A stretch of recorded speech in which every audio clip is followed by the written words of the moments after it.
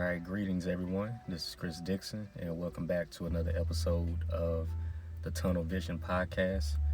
Hope you all are doing good and well on this wonderful Wednesday. Um, on this particular episode, I'm going to be building on the chapter titled The Magickal Mind, and we're still building from Phillip Cooper's book, The Magician, a Study in Effective Magick. In this particular chapter, he pretty much continues to expound on more excellent, important concepts about the subconscious mind, and pretty much just going more into detail on how the subconscious mind is very important in this particular practice. But there's more insights that he touched base on that I pretty much want to build on for this particular episode. I'm not going to be long with this one because the first chapter, he dealt a lot with the subconscious mind as well. But he did add some more important things to ponder on in this particular chapter. So I'm going to go over those particular things. So this particular chapter begins. This chapter is all about the human mind and its use in magic.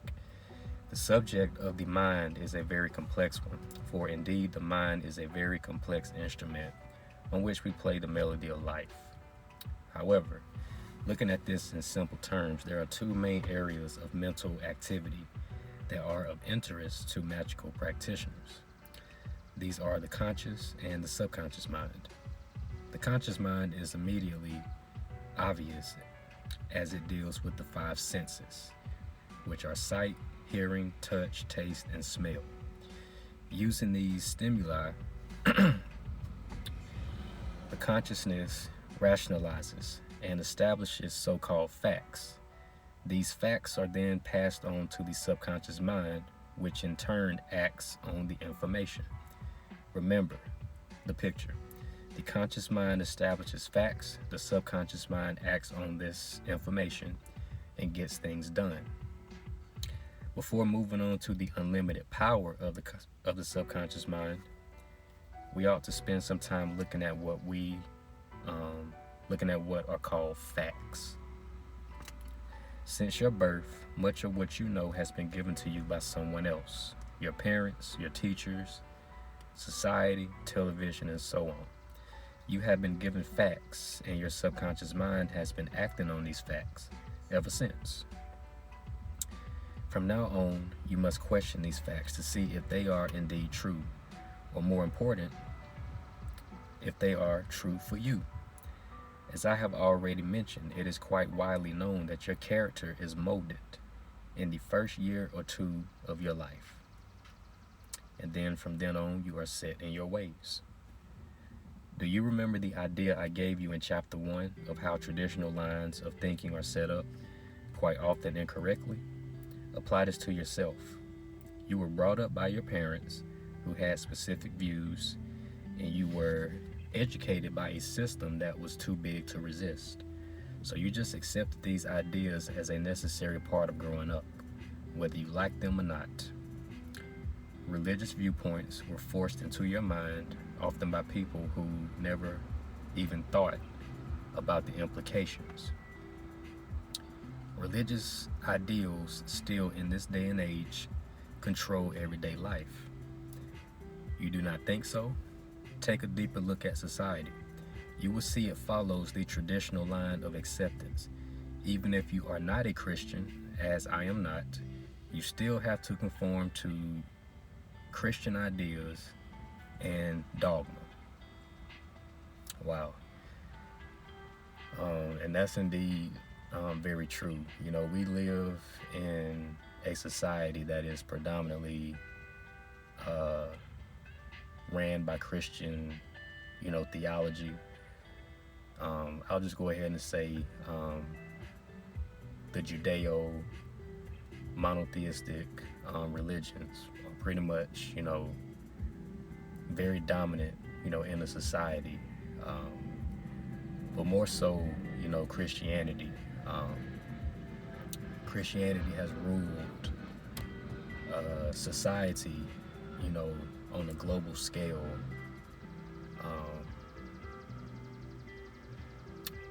With the dogmas of the Roman Church. Because when you deal with the Roman Church, you're really dealing with an institution that have always sought political and social control. And of course you can read about this in history, with the Dark Ages, the Great Crusades, the Inquisitions. Of course you have, the various, witch hunts that went on up in Europe back in the day, even up in Salem, Massachusetts, you had the Salem witch trials, which the Puritan Church sought to hunt down and persecute witches.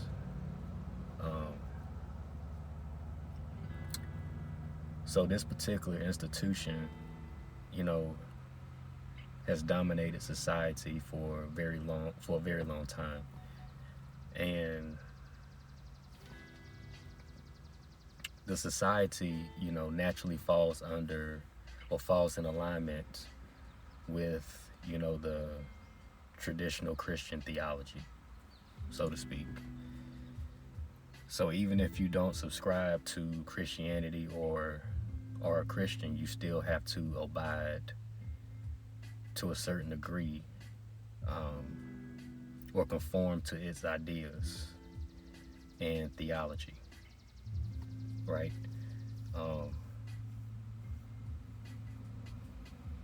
And it's very difficult, for a lot of people,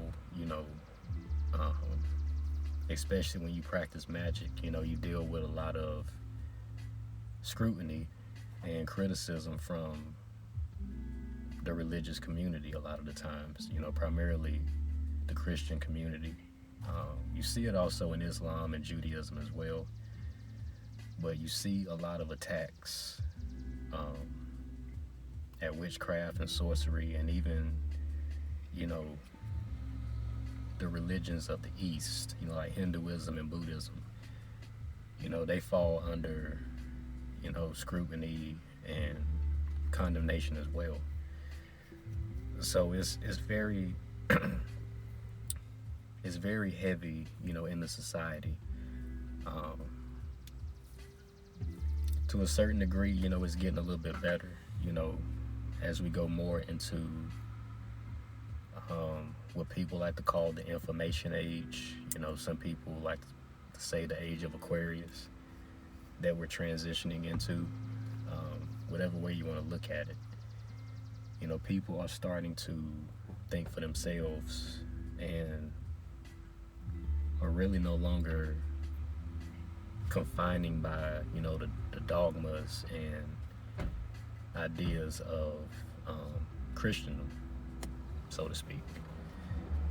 But it's very good that he pointed that out, because it's very true in what he's saying. There are now millions of laws that prop up the original 10 Commandments. There are still many things that you cannot do on a Sunday, and if you go into a court, you are expected to swear on the Christian Bible, and so on. There's not only religious interference in the way our forebears thought, there are many misconceptions as well. Not long ago, it was empathetically stated that humans would never fly. Let's see.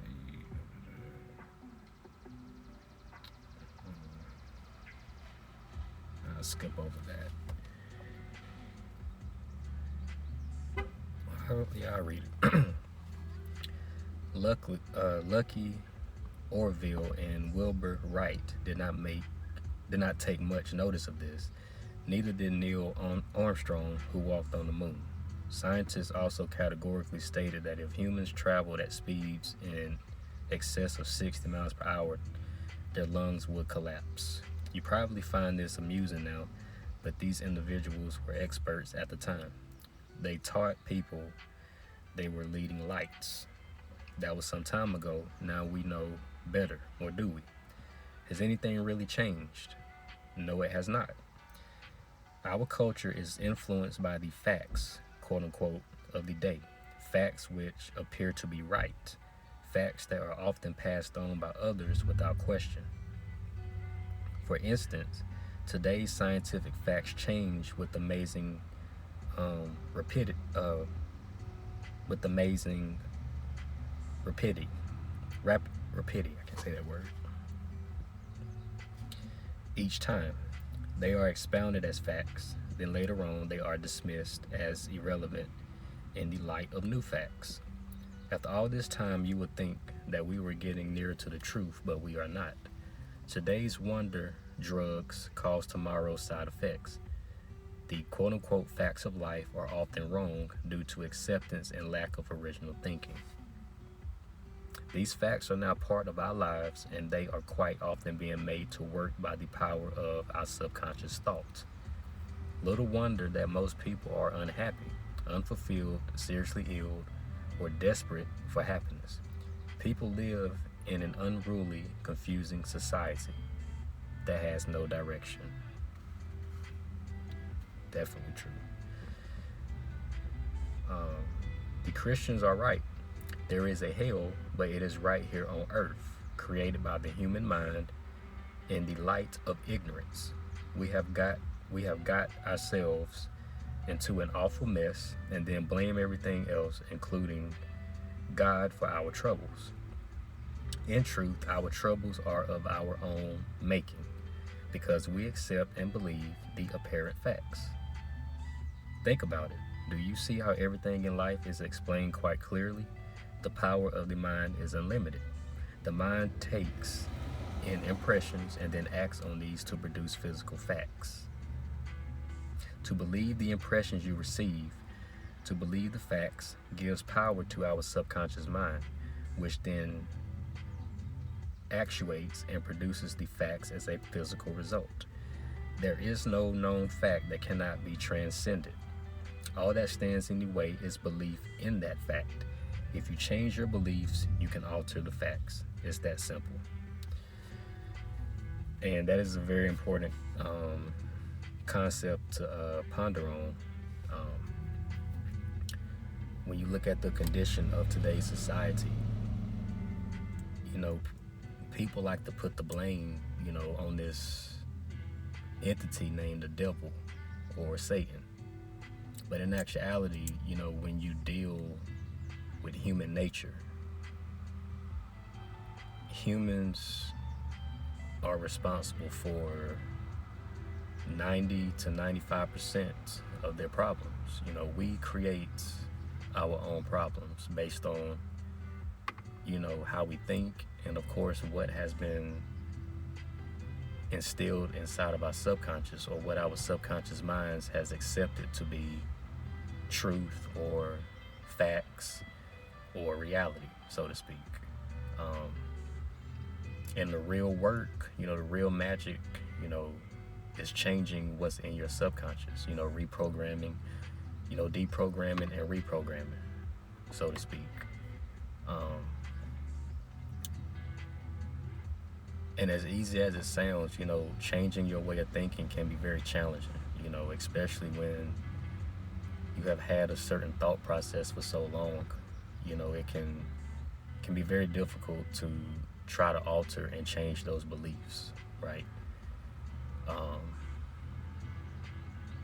But it all boils down to you wanting to make that internal decision, to change, so to speak.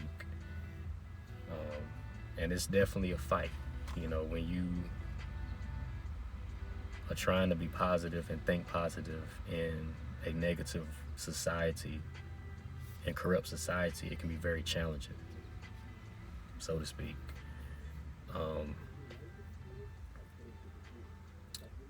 that is where, the concept of, patience, of course, comes into play. Um, but it's really, wanting to, change and grow and evolve to a higher level, spiritually. And that comes by you wanting to make that decision, so to speak. So that's the power that we hold. We have the ability to change, you know, our beliefs and what we really consider to be facts, so to speak. Let's see.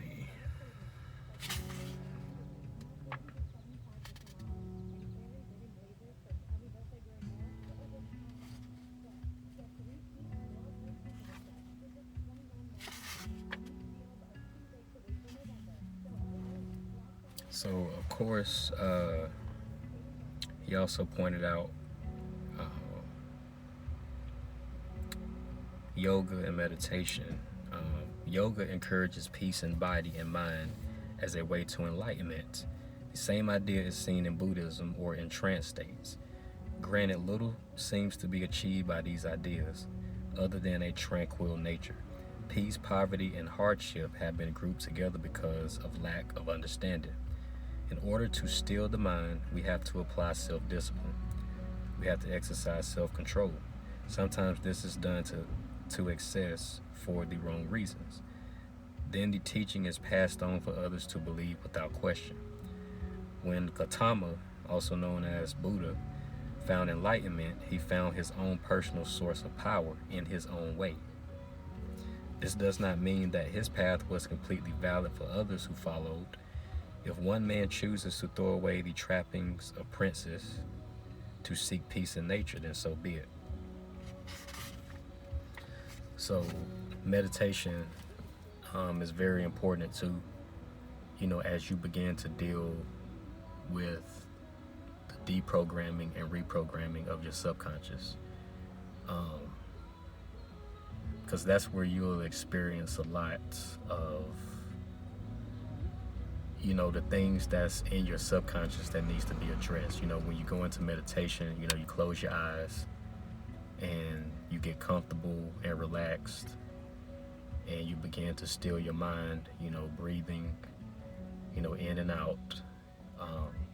You will notice certain thoughts start to come to the surface that may be connected to your personal traumas, fears,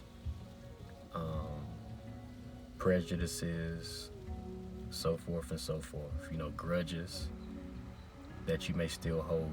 But these things come to the surface and they're coming from the subconscious mind. So once they come to the surface, that's when it's time for you to accept them and embrace it.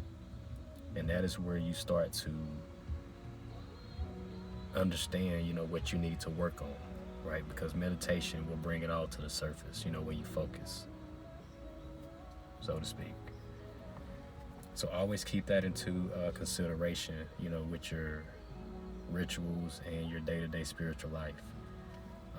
Stay consistent, with your meditation. And of course, journal and write down what you experience, in your meditations. Write down what thoughts and feelings, come to the surface. And just keep a detailed, record of how you're feeling. So that's another good way that you begin the reprogramming process, so to speak. Let's see. Let's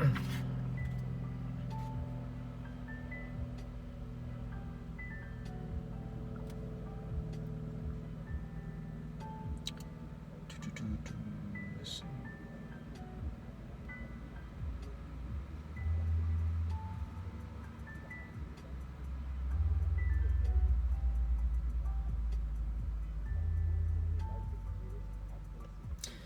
Okay. In a magical ritual, the mind is calmed and led away from everyday life. It is held in focus along a specific path by using the senses. To do this, you introduce color, scent, music, and so on.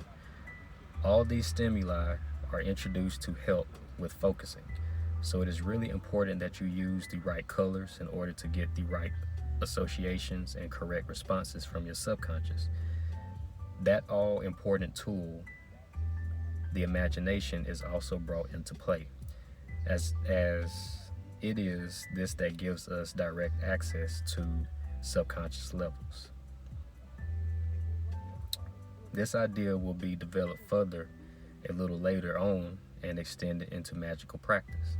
There is a tremendous difference between one, entering a temple, lighting a few candles, burning off the odd bit of incense, and sounding off a few words of power, and two, entering the same temple with the right attitude of mind and using one's calmness and imagination to achieve an end result. So often would-be magicians completely miss the point of how simple magic is. They enter the temple with the wrong state of mind, usually fearful or overconfident. They prostrate themselves before the supposed mighty power of the gods, mumble someone else's words of power, and in awed reverence await judgment to be passed on to them. Little wonder that the results are less than expected. By setting up fear patterns, by presuming and believing that you are lower than you really are, by inviting poverty and so on, sooner or later you are bound to get what you believe to be true. As you think, so you are. You become exactly what you believe yourself to be. No more, no less. This works for everyone, no matter who they are. Always remember this. You are as you think you are. And until you change your thinking, you stay as you are. Thought is just like a magnet. When a person's thought is established and accepted by the subconscious mind, results are inevitable. This works both ways, both good and bad, usually the latter. We all have problems, but before you blame someone else or the circumstances, remember that most of these events have turned up because of your own inner thinking. If you think negatively, you invariably get negative results, but even then you can gain. Life always tries to point out where the problem really is, especially if you give it a chance. You can always learn from the problems in your life, and as a result of these, you can gain valuable experience. When you are born into this world, you enter a world full of problems. You unwittingly learn how to think negatively and add to the existing chaos. As a student of this book, you have already decided that the accepted norm is not for you. Something is pulling you away from all this and trying to lead you to better things. And that something is you, which is the real you. This real you will become more and more familiar. You will learn how to use your mind as a magical tool to achieve those things that are dear to you. The process is quite easy. It might not happen overnight. It will not happen overnight. It is a gradual process. It is a re-education, if you like. You are not so much learning as unlearning. You are getting rid of false thinking and allowing positive thought to be born again. Unlike academic studies, in which you have to assimilate lots of often useless facts in order to pass some exam, in magic you find peace and empty your mind to allow the right ideas to come through. The peace and power come from the silent center within. Excellent concepts. But that's pretty much all I want to touch on for this particular chapter. So always remember, how important your subconscious mind is. Not only as you embark on your magical journey and your rituals and the things you do on this path, but just understanding that your subconscious is always being impacted, on a day-by-day basis. When you watch the news, when you listen to music, whatever the case may be, symbols are always impacting your subconscious mind. And there's a saying that's been said by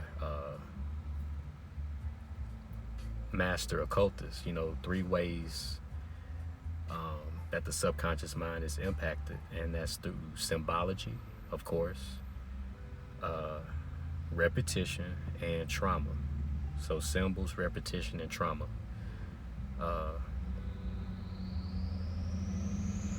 Impact the subconscious mind on a day-by-day basis, and that's how your subconscious was impacted as a child, so to speak. So when you understand those 3 concepts, you will understand how to deal with the subconscious mind better, so to speak. But yeah, that's all pretty much that I had for this particular episode and lesson. So just always remember, it starts, within you. The change, comes from within, and you have to want to change, different things about yourself. You have to want to change your beliefs. You have to want to address the programmings that you have endured your whole entire life, from childhood up until the age that you are now as an adult. But the choice is up to you at the end of the day, right? Just understand the power that you hold within your mind. And just always keep that as the blueprint in everything that you do, so to speak. But that's all that I got for this particular chapter. The next chapter I'm going to go into, this chapter is called The Gods Within. And this particular chapter, he goes into detail on what gods are, in their relationship to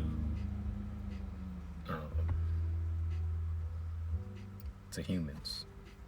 And just pretty much going into, what they represent and how we can work with them and get their assistance, for our day-to-day, journey, so to speak. So that's going to be the next episode, but that's all I got for this one. Hope that y'all enjoyed it. Got something from it, of course. Hope that you all have a good and safe rest of your day, wherever you're at, whatever time zone you're in, whenever you're listening. All right, y'all be safe. Peace.